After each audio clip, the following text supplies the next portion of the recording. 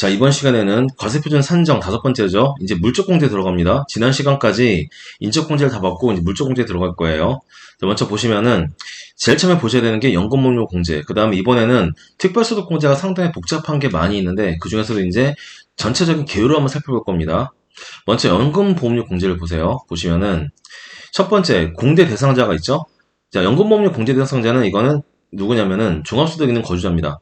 참고로 이 연금보험료가 뭐냐면 여러분들이 흔히 아시는 국민연금이에요. 그래서 국민연금을 납부한 사람들 같은 경우에는 꼭 근로소득만 있는 거주자가 아니라 종합소득 있는 거주자면 누구나 다 국민연금을 납부해야 되기 때문에 일단은 공제 대상은 종합소득 있는 거주자입니다. 그 다음에 이제 두 번째가 뭐냐면 공적연금 관련법. 이게 공연금법이죠. 그래서 공적연금 관련법에 따른 기여금 또는 개인 부담금을 납입한 사람. 쉽게 말하면은 국민연금 또는 그에 준하는 연금보험료 납입한 사람이 될 것이고. 자, 그러고 이제 그러면은 세 번째가 뭐냐면 해당 과세기간에 납입한 연금보험료를 공제한다. 그래서 연금보험료, 국민연금 같은 경우에는 얼마를 납부하는지 상관없이 일단은 전액 공제가 원칙이에요. 다만 자기가 번 돈보다 더 많은 금액을 납부하면은 그때는 자기가 번 돈까지만 공제해준다. 그겁니다. 그래서 이 세 개 잘 알아두시고. 자, 그 다음에 이제 유의사항 보세요.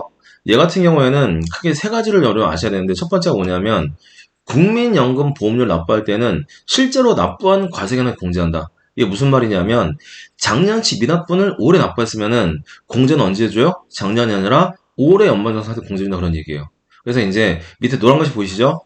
추가납부 보험료. 원래 작년에 납부했었어야 되는데 공단에서 정산하는 과정에서 추가로 징수한다. 그럼 어떻게 될까요? 귀속은 작년이지만은 올해 납부하죠? 그럼 어떻게 해? 얘도 올해 납부할 때 공제한다. 그다음에 지역가입 부담 보험은 마찬가지입니다. 만 직장에서 이제 4대 보험을 띄는 분들 같은 경우에는 지역으로 나오는 게 어떻게 나오냐? 근로소득 이외의 다른 소득 2천만 원 이상인 경우에는 지역으로 나와요. 다시 나옵니다. 그러면은 이때는 나오는 연도에 부과하는 연도에 공제해준다. 그 다음에 소득기여금, 미납보험이 마찬가지죠. 자, 두 번째는 뭐냐면 거주자 본인 부담만 공제한다. 쉽게 말하면은 여러분 인적공제에서 배웠던 부양가족 있죠? 부양가족이 부담한 국민연금 같은 경우에는 이거는 본인 부담분이 아니기 때문에 공제 대상 제외합니다. 그래서 밑에 보시면은 배우자 부양가족 명의로 불입한 연금보험료는 적용하지 않는다. 맞죠? 세 번째가 이제 두리누리 사회보험 사업에 따른 국가지원금. 얘는 뭐겠어요? 지출 공제의 특성인 본인 돈으로 지출한 게 아니죠. 따라서 얘 같은 경우에는 소득세도 과세하지 않은 대신에 어떻게 한다? 실제 지출이 아니기 때문에 소득공제도 적용하지 않는다. 이겁니다. 구독, 좋아요, 알림 설정. 자, 그 다음에 이제 특별소득공제인데, 이 특별소득공제 같은 경우에는 여러분들이, 상당히, 여기서 이제 주택자금 공제가 들어가기 때문에 상당히 난해하다고 생각하는 부분인데, 최대한도로 좀 도식화시 가서 설명을 드릴게요. 자, 먼저 특별소득공제는 적용 대상이 있습니다. 얘는 근로소득 있는 거주자예요. 앞에서 봤었던 연금보험료 공제, 얘 같은 경우에는 종합소득 있는 거주자이기 때문에 근로소득이 없다고 하더라도 다른 소득이 있으면 공제가 할 수 있는데 여기 특별소득공제는 근로소득 있는 거주자가 적용 대상입니다. 다만 일용 근로자는 제외한다. 그 다음에 해당 거주자가 소득공제 증명서를 갖추어서 신청한 경우를 적용한다. 그러니까 내가 실제로 지출했으니까 공제해 주세요 라고 해서 신청한 경우에만 적용이 가능하다. 그 다음에 이제 유의사항 보시면 얘도 마찬가지로 첫 번째 보시면은 근무지가 둘 이상인 경우에는 어떻게 하느냐, 이때는 주된 근무지 원천직 근무자가 지급하는 근로소득 범위 안에서 소득공제한다. 이게 하나가 있고, 그 다음에 둘 이상의 거주자의 부양가족에 해당하는 경우에는 이때는 해당 부양가족에 대한 기본 공제를 받은 거주자가 공제한다. 됐죠? 자, 그 다음에 이제 특별소득공제 같은 경우에는 크게 여기 보험료 공제가 있고 주택자금 공제가 있어요. 왜 여기 보험료 공제가 또 새로 나느냐? 여러분 4대 보험이 뭘까요? 4대 보험이 국민연금, 그 다음에 건강보험, 고용보험, 노인장기요양보험이죠. 이 중에서 국민연금 같은 경우에는 종합소득 있는 거주자한테 적용하기 때문에 별도로 공제로 따로 빼놓고 나머지 건강보험이나 고용보험이나 노인장기요양보험 같은 경우에는 근로소득이 있는 거주자에 대해서 적용하기 때문에 묶어서 별도의 보험료 공제를 따로 빼놨습니다. 그래서 얘 같은 경우에도 이제 공제 대상은 약간 다르긴 한데 공제 항목은 본인 부담한 보험료다. 아까 본 연금보험료랑 거의 동일한 논리입니다. 공제 한도도 전액 소득금의 한도에서 전액 공제한다. 그다음에 주택자금 공제가 있는데 이 세 개 같은 경우 제가 이제 다음 시간부터 차근차근 설명을 드릴게요. 여러분들이 이번 시간에 아셔야 되는 거 뭐냐면 일단 주택자금 공제가 주택마련 저축, 그다음에 임차 차입금 원리금 상환액, 그다음에 장기주택 저당 차입금 이자 상환액 하고 그다음에 제가 나중에 설명드리겠지만은 원래는 이게 월세 공제도 같이 있었어요. 그런데 월세 공제가 이제 월세 소득 공제가 세액공제로 바뀌면서 지금 현재 소득공제에서는 주택자금 공제는 3개만 남았습니다. 월세공제는 저 뒷부분에 세액공제에서 마지막으로 배울 거예요.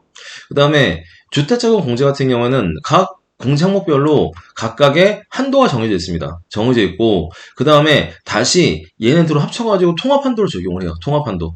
그래서 여러분들이 이 그 주택마련 저축하고 임차 차입금 원리금 상환의 공제 같은 경우는 각각의 공제를 적용하고 다시 합쳐가지고 통합한도 적용한다. 이 정도만 보시면 됩니다. 특히 주택자금 공제할 때 여러분들이 계산식은 신경 쓰지 마세요. 이거 솔직히 누가 손으로 요즘에 신고합니까? 대부분 다 이제 전산으로 신고하기 때문에 여러분들이 주택자금 공제에서 판단하셔야 되는 부분은 뭐냐면 계산식이 아니라 이게 과연 공제 항목이냐 아니냐, 공제될까 안 될까, 공제요건이 뭐냐 이 위주로 여러분들 보셔야지 나중에 이제 실제 업무자산 할 때 실수를 줄일 수가 있습니다. 됐죠? 자, 그 다음에 이제 여기 여기 특별소득공제에서 이제 이게 뭐냐면은 입사 전 또는 퇴사 후에 지출한 비용의 특별소득 세액공제 공제 여부인데 얘가 제가 이걸 왜 집어넣냐면은 앞으로 여러분들이 배우실 이 소득공제, 세액공제가 쭉 나와 있어요. 노란색, 빨간색인데 이 노란색 공제는 뭐냐면 근로소득이 있는 거주자한테 적용하는 겁니다. 그럼 어떻게 되세요? 근로소득이 발생하는 기간 동안에 지출한 금액에 대해서 공제한다. 이 노란색은. 그래서 뭐냐면 근로소득이 발생했단 말이 뭐냐면 근로제공 기간 동안에 지출한 비용에 대해서 공제한단 말이죠. 따라서 이 노란색은 쉽게 말하면은 회사에 입사해서 퇴사할 때까지 지출한 비용이 있으면은 그 비용에 대해서 공제한다.